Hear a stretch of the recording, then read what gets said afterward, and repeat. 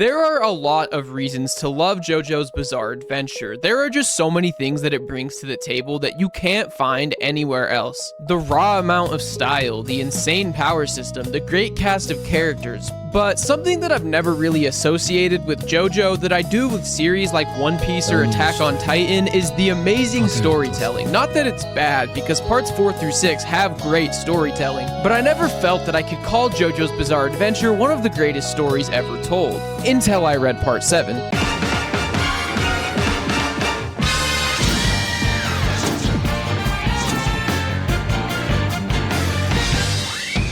Right away, JoJo's Bizarre Adventure Steel Ball Run is genuinely one of the greatest stories I have ever had the pleasure of consuming. The same way that One Piece is a masterclass of world building, Steel Ball Run is an actual masterpiece when it comes to character writing and just pure hype in general. Because I have practically no issues with this part and the entire video will just be me gushing about how good it is, I will say the only thing I can think of off the top of my head, and that is that Lucy is 14 years old. But to me, she doesn't look or act like a 14-year-old, and it really just didn't feel like there was much of a purpose there. And some of the situations she gets into later in the manga were just plain out uncomfortable to me, but that is literally my only complaint through this entire part. One of my favorite aspects of JoJo as a series is the guts to not only switch the main cast, but also change the genre in every single part. And Steel Ball Run represents the idea of change in JoJo's to its very fullest. Because up to this point, parts 1 through 6 of JoJo's Bizarre Adventure were published in Weekly Shonen Jump, meaning that you had to release a chapter every single week, as well as keep it interesting enough to retain the reader's interest. And this results in the stand of the week formula that JoJo's is so well known for, where all of the interest in the battle really comes from the actual abilities of the users and not really the circumstances surrounding the fight. And although each part is unique, it began to get a little bit predictable. Well, with Steel Ball Run switching over to Ultra Jump, we were given one chapter per month, and instead of the pressure being to keep readers interested, now it switches over to creating the best manga you can. And that results in a much more complete story, and one that is able to be much more drawn out with so many more moving parts than normal. It's not like Araki reinvented the wheel with this part. It's not like it's unrecognizable from JoJo parts of the past, because for the most part it still hits the same story beats. But Araki tore down that formula of JoJo to its very most bare and found new and creative ways to build upon what he had been doing for 15 or so years. One of the best examples of this would be in the perspective shifts. In JoJo's parts of the past, a lot of the time it focused on people besides the main JoJo. You would know exactly what was going to happen, a stand of the week fight. And sometimes you might get a character backstory, but in Steel Ball Run, anytime the perspective shifts to somebody outside of Johnny or Gyro, it marks a major change in the direction of the story. Like whenever it would switch to Dio or Hot Pants or Lucy, you always knew that something extremely important to the plot would go down.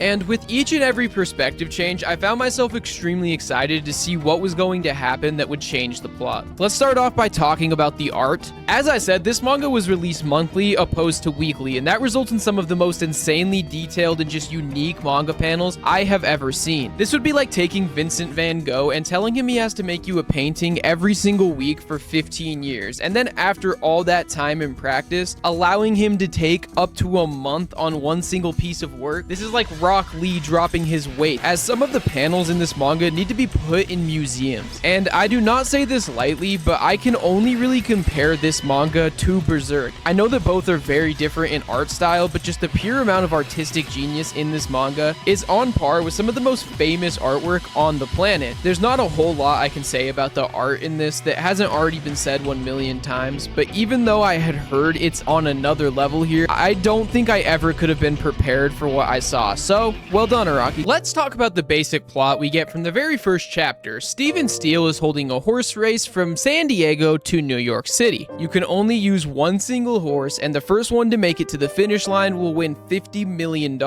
Obviously, there are other underlying reasons for this race taking place, but from the very start of it, we are given one of the most compelling and just genuinely cool goals for our characters. And in the same way that part 4 played on that small town sitcom feeling and part 6 played on that that prison break feeling, Part 7 perfectly captures the feeling of old Western movies and epic adventure stories, all while putting a very modern and refreshing twist on it. I want to talk about how differently they handle the characters in this part opposed to the other ones, especially the main character Johnny Joestar. Throughout every part, our main character is undisputedly the good guy, and always has a very pure-hearted and non-selfish goal in mind. Jonathan Joestar is the definition of a hero. Joseph, although he's not as pure, still has a very strong moral compass. Jotaro, even though he's a delinquent, is rushing across the world to save his mom, and you can find similar goals in parts 4 through 6. But Johnny Joestar is in the race for completely selfish reasons. He isn't trying to save the world. He's not even trying to win the money. He just wants to be quote-unquote reborn, aka regain his ability to walk. You see, from the time that we're introduced to Johnny, it shows him as an arrogant and honestly just bad human being.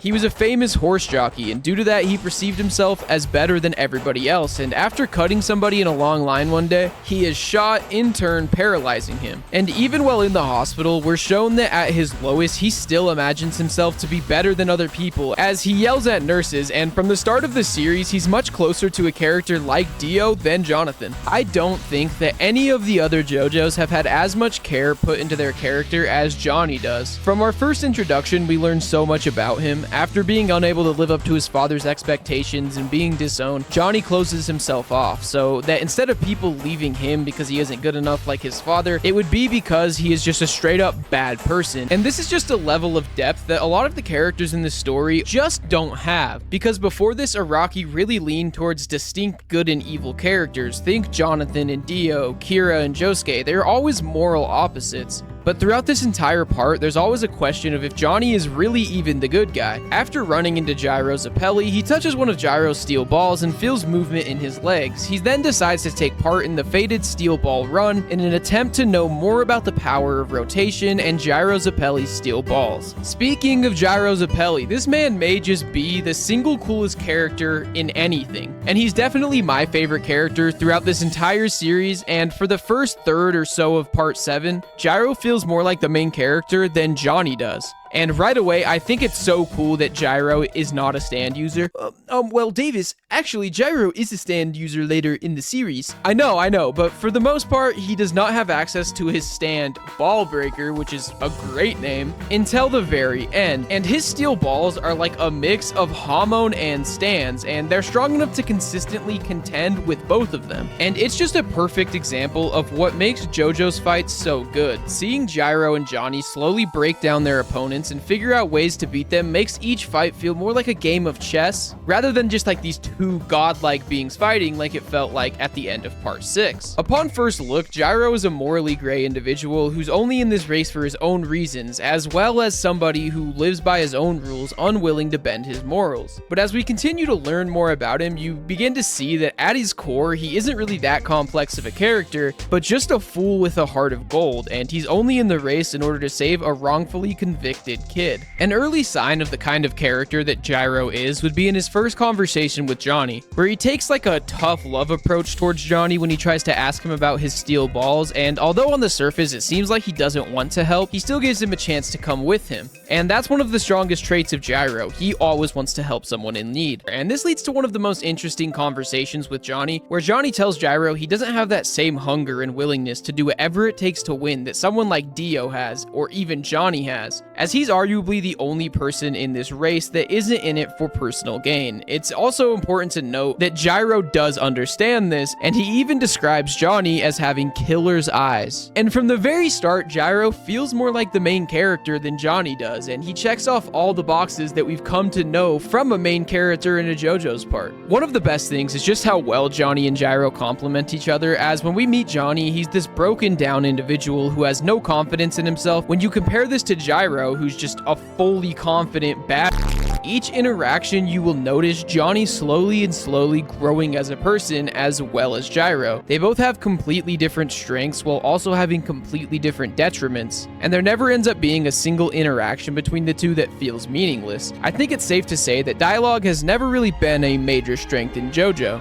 but in this part, every single conversation that happens is just as interesting, if not more interesting, than the fights or conflict. And although I love the fights, I often found myself enjoying characters character interactions over the characters fighting, which is something I can't really say about the other parts. And that's not a knock on the fights, because I think the fights are probably the best in the series in this part, and it just goes to show how well Araki wrote these characters. I also really do like that Gyro is able to take a mentor role to Johnny, but also be more of a friend and a companion as well. In the past, mentors in JoJo have always been pretty far separated from our main characters. Think Baron Zeppeli, he's 50 years old, so the relationship between him and Jonathan just isn't as real feeling as it could be. And after the end of the Real Man's World arc, the focus kind of shifts less from Gyro growing as a person, wanting to understand who he is and what his purpose is, and more towards his growth as a mentor for Johnny, as he slowly gets humanized more than almost anyone in this entire series. One of the best examples of this is the little gags he does with Johnny. It's just like a really simple way to show how much these characters have grown together and just how real of friends they are. And it's one of those relationships where you feel like you're friends with them as well, and I don't think anybody can say that they never cracked a smile looking at Johnny and Gyro interact. I can also really appreciate the use of Dio in this part, because I think Diego Brando is actually a step up from his predecessor, Dio Brando.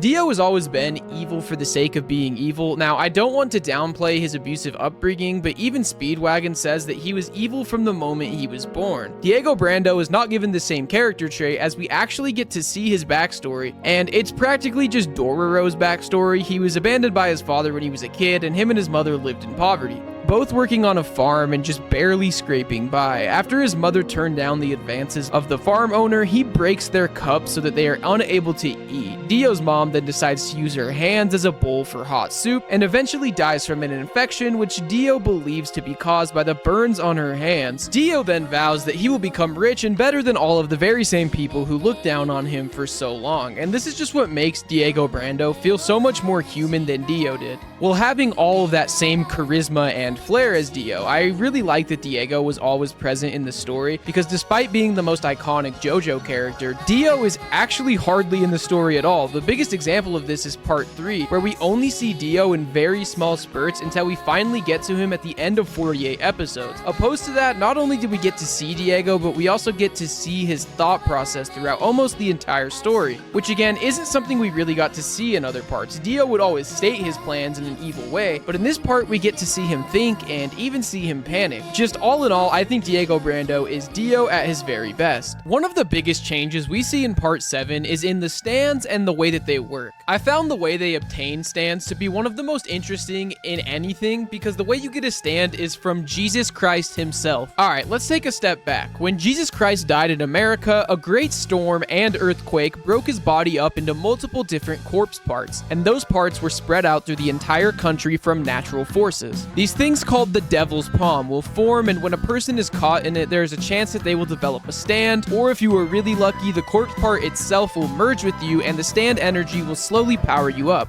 Let that just settle in. This has got to be the coolest way to get a power in any series. You'll notice that there are a lot less punchy ghost stands in this part, which I think was a really good choice from Araki, because then he was given free reign to make whatever kind of ability he wanted. For example, Mountain Tim's stand, Oh Lonesome Me, is one of the weirdest abilities ever, which allows him to spread his entire body along his rope. Tattoo You, which has 12 men with tattoos, and they can switch between each other's bodies through that tattoo mark. Or Hot Pants stand, Cream Starter, which is literally just a spray can of cream that can be used to attack or defend, and to me it just felt like the perfect evolution of the abilities in this series. Even though in the past parts the abilities felt super unique, every single ability in this part feels completely different from one another, and there's no overlaps like with power-based stands or long-range stands in the other parts. Also, speaking of Hot Pants, I like that her stand is the only one that can bring someone back from the brink of death, because in the past parts, especially since part 4, it felt like it was impossible for characters to die, but in this part people actually get killed by guns. Like, when was the last time a gun was useful in JoJo? The second stands were introduced, guns became redundant, and it just did suck that non-stand users were always no threat at all, but now every single person could be a threat, which I think is great. While I'm on the topic of abilities, I want to talk about Dio, because the second Dio turned into a talking dinosaur, I knew this was the best series ever. A lot of the stands in this part and just abilities in general are a lot less flashy and insane, so when there's something as crazy as Dio being a dinosaur, it stands out that much more. And I honestly think that I like this ability more than the world. Now, that might just be because Star Platinum exists and has been in the series for a long time, but Dio being able to turn other people into dinosaurs as well as himself and then control them is just the perfect ability for him, especially since he used to be the Vampire King. But now it's time to get into the ending. Remember how I mentioned Jesus' corpse parts earlier? Well, it's revealed that the President of the United States, Funny Valentine, put on the Steel Ball Run as a front to bring all of the pieces of Christ's body together in order to gain great power. Johnny and Gyro figure out about this, and Johnny decides to try to get them first. So let me repeat the plot now. JoJo's Bizarre Adventure Steel Ball Run is about Johnny and Gyro racing from San Diego to New York in a race to collect all of the body parts of Jesus Christ and defeat the President of the United States. This is cinema. And I can't talk about Part 7 without really talking about Funny Valentine, who, besides Kira, is probably my favorite villain in this series. I love him just because he has so much charisma. He's like a horrible person. He kills people and throws away lives like it's nothing, and he tells himself that he does it all for the sake of his country. But then he just continues to hype himself up so much that sometimes he even convinced me he isn't a bad guy, and he also doesn't believe he's the bad guy. Of course, the fact that he's the president alone is the most JoJo thing ever, that the main villain is the actual president of the United States, and unlike someone like Diavolo, we really get to learn a lot about him, and we get to spend a lot of time with him. JoJo has this problem of waiting way too long to focus on the villain and then having him be defeated before we can really get to know them, which is why characters like Kira, Poochie, and Valentine are so loved. Now it's time to talk about the ending. I'm going to have to speedrun this because if I attempted to explain all the details of the abilities and everything, this would be a 3-hour long video. But Funny Valentine was able to assemble the entire corpse inside of Lucy, who began to slowly transform into the corpse. When the corpse is finally put together, it will grant great luck to whoever the corpse deems as its owner, and at this point that is Funny Valentine, so any misfortune that is brought upon that person will transfer to somebody else in the world. His goal is to put the corpse in a vault that not even stand users can get into and use it to fully protect America so that all of America's bad luck will transfer to other countries. On top of this, Funny Valentine's stand is the most insane in the entire series. When he's pressed between two things, he travels to a parallel universe where he can bring people to and from that universe, and if you run into yourself from a parallel universe, you will combine with them and explode. The only person who is not affected by this is Valentine, and he can transfer his stand to his parallel selves, therefore making them the main body. I know that is the most confusing explanation, but if you've read this part, you know how confusing the ability is, and I just have to say how insane those chapters were when Dio was trying to figure out his ability. I felt like my brain was melting.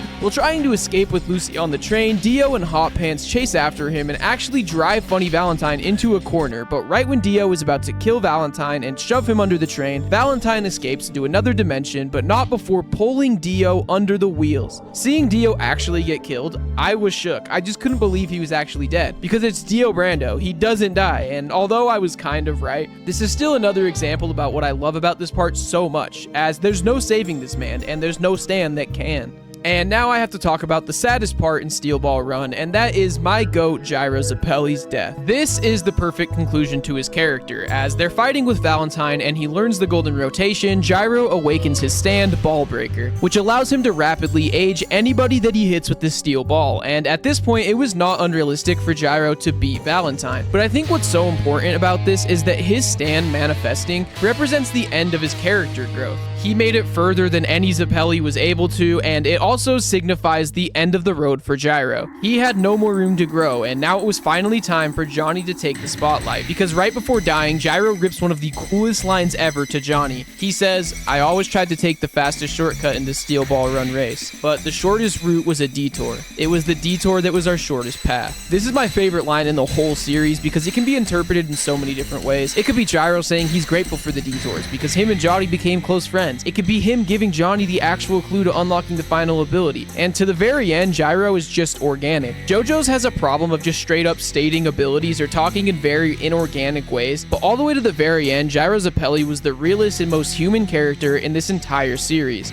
After a very long fight, Johnny finally uncovers the secret to the golden rotation and unlocks Tusk Act 4, which is just such a brutal ability. It has infinite rotation and energy, and once it hits something, it will never stop spinning. And it even transcends space and time, and pretty much gets Valentine stuck in a permanent loop of of unraveling and ending up in a hole. And I just love when Araki makes these insane abilities like this one. Golden Experience, Requiem, Jailhouse Lock, it's just so brutal. After Valentine realizes it's no use, he travels back in an attempt to try to convince Johnny to undo the rotation. In yet another showing of his amazing charisma, he even convinces Johnny that he's a good guy and says that he'll bring back a parallel gyro, but Johnny doesn't listen to him and ends up killing Valentine. So everything is good now, right? Nope, the corpse is gone, and now Johnny has to finish the Steel Ball Run race as one of the participants is the one who took it. This leads to one of the hypest moments ever when Johnny catches up to the person who has the corpse. Suddenly he disappears, and then behind him we see a familiar stand.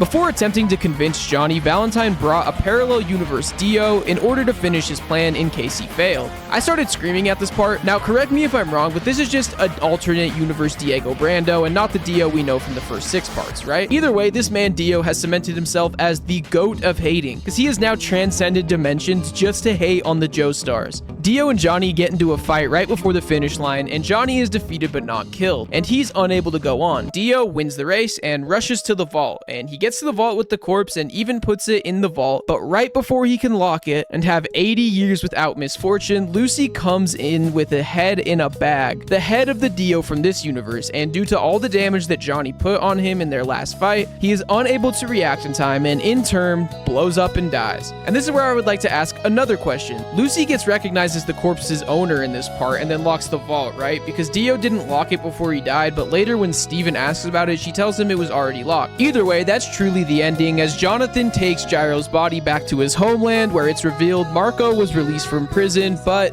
later died of a cold. JoJo's Bizarre Adventure Steel Ball Run is truly a masterpiece. The character parallels, the art, the abilities, the story, it took everything that was good about JoJo's and then added everything that JoJo has ever lacked up to this point. This is now my favorite manga of all time, and it has convinced me to go back and reread the entirety of JoJo up to this point because the art is just so good. And I cannot wait to finish part 8 and make a video on it, but that's all I got time for today, guys. See ya.